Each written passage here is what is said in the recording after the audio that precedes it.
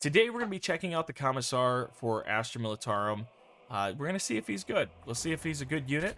And to do that, let's kind of go over some of the stats and stuff. Then we're going to get into the more deep dive, show you some of the gameplay, what he can actually do. But I'm a stats guy. I really like getting into that kind of stuff. So for starters, he's going to end up with 150 points to field, which isn't actually all that bad for the HQ units. Next thing would be the health 200. Really good. Really good for a single unit. Action points too. Every HQ unit has that. 4 movement points. That's average. Armor 4, which is average. That's good. And evasion starts at 10, which is really good actually to have that evasion, especially with what this unit can do. So well ordered. Essentially what this does is, as long as you're in a full line on the battlefield, you will have a bonus to every unit.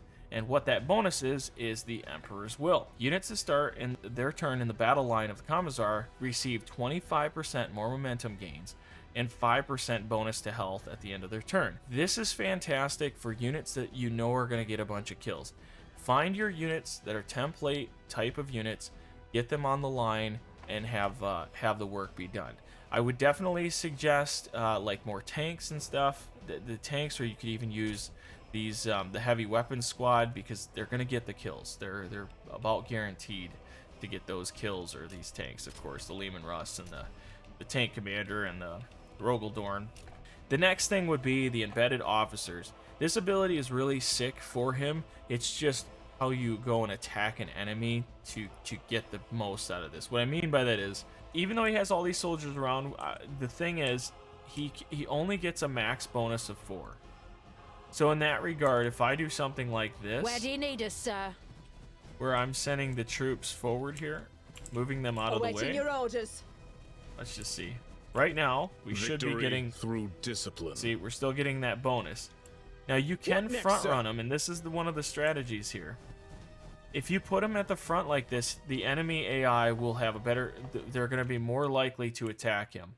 He will be the shield. He will dodge. I don't know what possesses this man to be so stinking aggressive in terms of his defense, but yeah, that is how that works. The one thing that does help is a retaliation. So like if the Commissar attacks someone, let's say he attacks a melee unit, and the melee unit goes to attack him back, well, you have, if there's at least one Cadian trooper next to you, he automatically is going to end up getting that bonus of 20 plus 20 evasion, because he starts with 10, and he's also going to get the extra 10. Now, if you have one next to him and one behind him, well, then of course he's going to have 40 evasion. He can have up to 50. It's just, I guess, if you're kitty corning attacking something, it's fine, but it's kind of up in the air. I like the idea of it. I like it.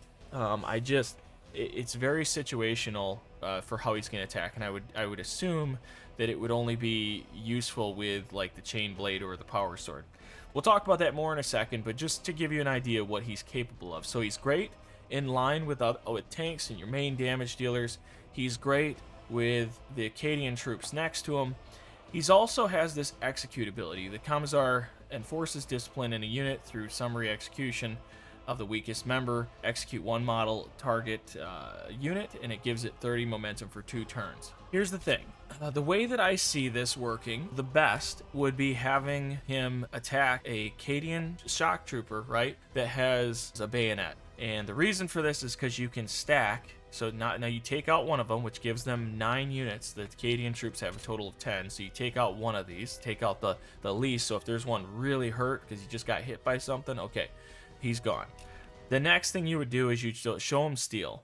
And that gives that unit that just you took out one of the Cadian soldiers, it gives them a plus 25 melee damage and plus 25% critical chance and cannot be suppressed. So this unit now can charge an enemy or use their bayonets and get the absolute most out of it, because you're getting, well, first off, you're getting the Emperor's bonus. Assuming that you're in line, you would get that Emperor's bonus. You would also get that momentum. So if the Cadian troopers kill something, they're going to get more momentum, which gives them an extra turn, an extra attack. There is that opportunity, right? I personally have used this a few times, and there's a part of me that just doesn't like losing those models, because in the first place, these Acadian troopers are fodder. they are one of the weaker units in the game. However, with the bayonets, I think that they're the most viable. I think they can withstand a lot of damage. In comparison, Show Them Steel, fantastic. Has to go with these guys. Obviously, it goes great with the Ogre Squad as well. It's not just about the Cadian troopers. The other guys can attack too. But yeah, so he works with everything. He works with literally every unit. He's a universal. Okay. Now, in terms of his weapon, he has the bolt pistol 8 times. It can attack 8 times. It's got 1 armor piercing. The base damage 3 to 4. Ballistic, no, not a big deal. Good accuracy at 90. Optimal range is right in front of his face. At that point, you know, the pistol is really going to be a weapon that you want to take out that final unit, or like need that final kill. And I'm gonna pot shot it in hopes that I take out the unit. I'm not a huge fan of the bolt pistol in here. Now, talking about the chainsword and the upgrade to the power sword. This is very interesting because when you upgrade to the power sword, you're gonna see where it says cost 5, right? So it's gonna add another 5 points to the 150, so it'll be 155 points to field them.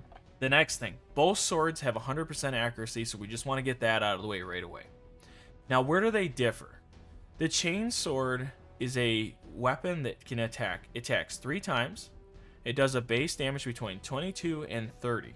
Okay, the splash damage from that is 15 to 21. Great, and the armor piercing is 5. And then if you look at the power sword by default looks better. But let me explain how it's better and how the chainsword is going to be better against other things. So the power sword you can only use once, and then you get the 98 to 66 splash damage. It's fantastic, especially when it's armor 8. Now, where does this falter? Where does the power sword falter, and where does the chainsword falter? I want to show you the chainsword ability against a unit that has like 5 units, and these guys are 45 health per, and so we're gonna use that chainsword. Now, I understand, like, we can use this Show 'em Steel, and that'll give us more damage going in.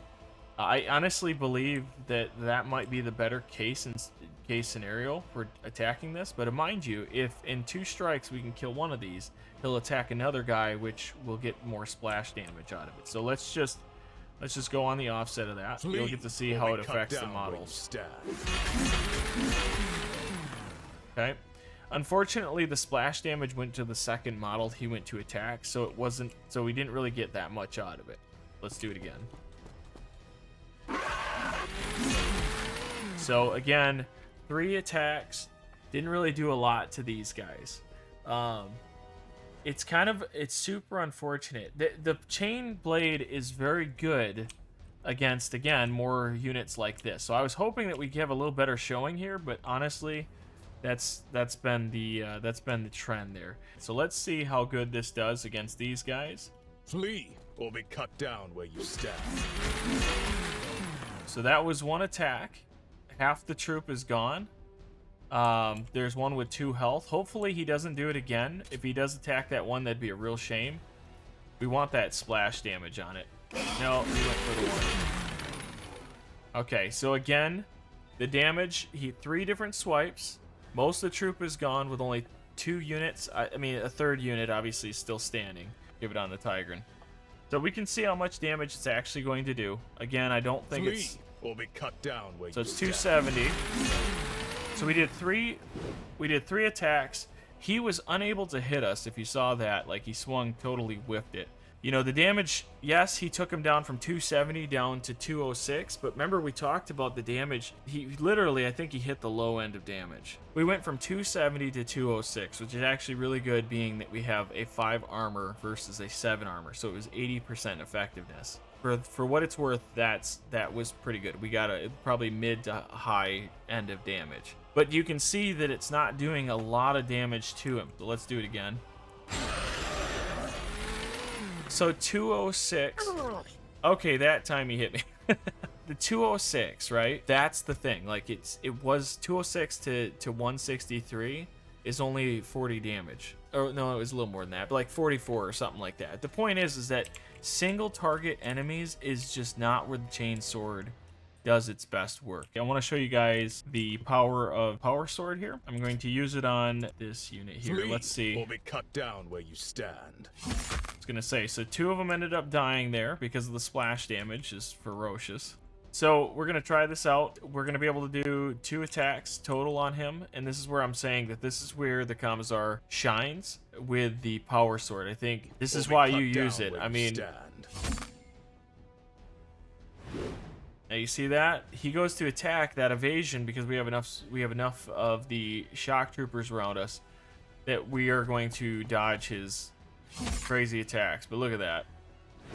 Missed again. So yeah, I mean, that's the whole thing, guys.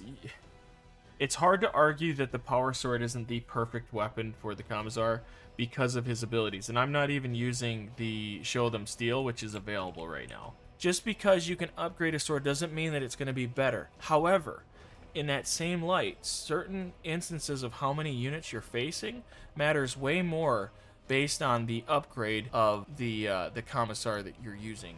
Now for my thoughts and opinions, whether or not the Commissar is a good unit. Before I do that, guys, in order to support the channel, all I ask is for a like. Commenting, of course, helps out the channel as well. And this is the YouTube thing. I get it gets annoying, but it's what we have to do as YouTubers to succeed in this space. So with that being said, guys, here's the thing. The unit is amazing. Okay, for starters, obviously the HQ, the well-ordered, all that stuff, that all comes with the HQ units. There's nothing special there, okay? You just having him out there, he is the cheapest of the HQ units. So that's where you get an advantage. He makes your soldiers better. He's able to use that Show of Steel, which gives them 25% more melee damage, 25% more crit damage. Again, this is for melee, and they cannot be suppressed running at the enemy. This makes your this full out charge against the enemy is very, very good. It also, you can use it on yourself, especially with the power sword. See, the power sword again will make you totally devastate the enemy that you're facing. And the upgrade isn't that expensive at a 2 cost when you're playing in planetary supremacies. Just keep that in mind as well. Yeah, Show Steel makes everybody better. The bonuses you're already getting, the Emperor's Will, all that, the Execute ability, which can heavily affect your frontline troopers, is really powerful. He is an overall really good unit. Here's what I will say though. That doesn't mean that you have to have him in your composition.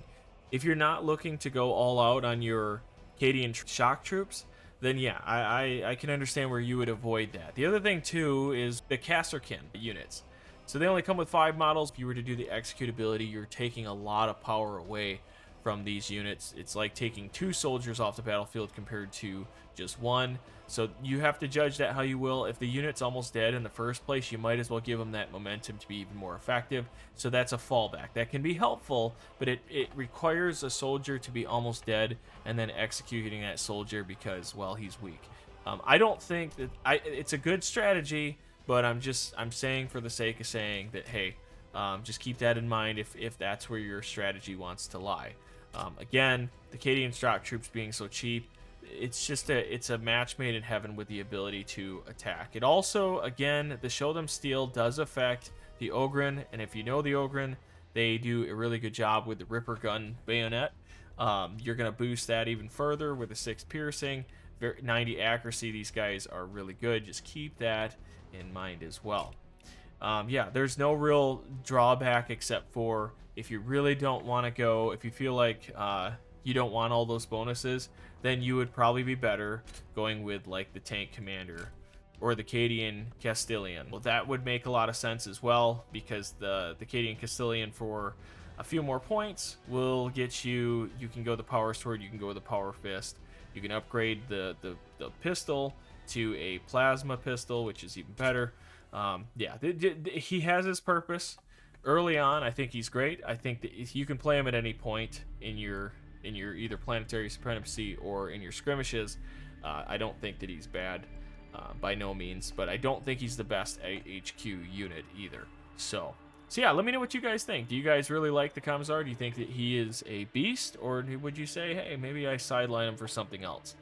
Let me know. Don't forget to like, and I will see you in the next unit guide.